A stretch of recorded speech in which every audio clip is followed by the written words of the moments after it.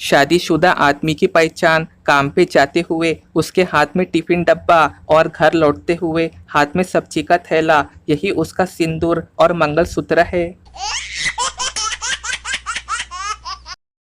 एक कार्यक्रम में प्रिंसिपल ने सभी अपने पुराने स्टूडेंट से पूछा, इस कॉलेज में आपका कोई कड़वा अनुभव?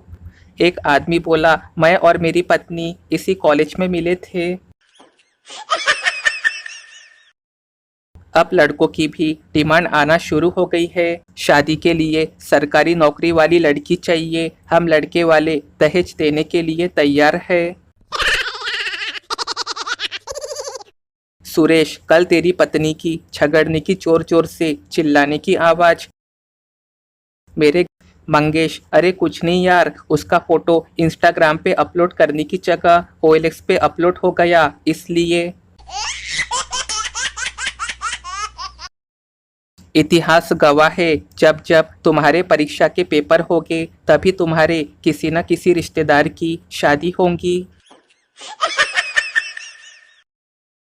गर्लफ्रेंड बॉयफ्रेंड से तुमने वो सामने खिड़की में जो तोता मैना बैठे हैं उन्हें देखा? दोनों हर रोज यहाँ आते हैं, साथ साथ बैठते हैं, चहचहाते हैं, और एक हम है कि हमेशा लड़ते ही रहते हैं। बॉयफ्रेंड बोला, हाँ पर तुमने एक चीज पे ध्यान नहीं दिया, यहाँ बैठने वाले जोड़े में से तोता तो हर रोज वही होता है पर मैना हमेशा नहीं होती है। गर्लफ्रेंड बेहोश। बीवी और सूरज में एक ही समानता है, आप इन दोनों को घूर के नहीं देख सकते। भारतीय पत्नी पति की बेइज्जती करने से पहले प्यार से इजाजत भी लेती है। जैसे बुरा ना मानो तो आपसे एक बात पूछूं? पहली औरत, बहन जरा अपना बेलन देना, मेरे पति अभी अभी घर लौटे हैं। दूसरी औरत, ले जाओ बहन मगर जल्दी लौटा देना, मेरे पति भी आने वाले हैं। ये दोनों औरतें अपने पति को गरम और ताज़ा रोटियां खिलाती है। सोच बदलो तभी देश बदलेगा।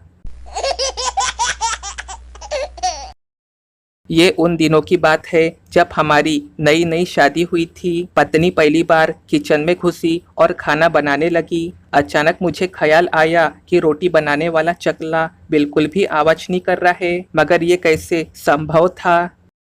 उसकी तीनों टांगे कभी स्लैब पे टिकती ही नहीं थी, एक टांग छोटी होने से खटपट होती रहती थी। जैसे ही मैं किचन में घुसा तो देखा पत्नी आराम से रोटी बना रही थी और चकले की तीनों टांगे अलग पड़ी थी। मैंने उससे पूछा, ये क्या किया तुमने चकले के साथ?